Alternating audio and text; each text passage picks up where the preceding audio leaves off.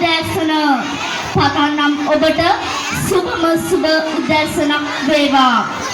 ගෞරවනීය විදුහල්පතිතුමනි, ආචාර්ය මණ්ඩලයේ ගුරු මෑණිවරුනි, ගුරු පියවරුනි, සීතවස්සානයේ පුෂ්කර අතරින් අකුරු ඇහිදින්නට කියා දුන් ඔබ දිසාපාමොක්කි මගේ දිවියේ එල්කලා මන්පෙත් නවම ලොවකට ඒ නවම ලෝකයේ නොටි වෙන්න මා සමග නිරතුරුව පියමැන්නා නුඹ ගුරු මවුනි, ගුරු පියාණෙනි, තබා තුතිමල් දෙපා මුල පතන්නම් ඔබේ දිනයේ සුඛී දීඝායුකෝ බව.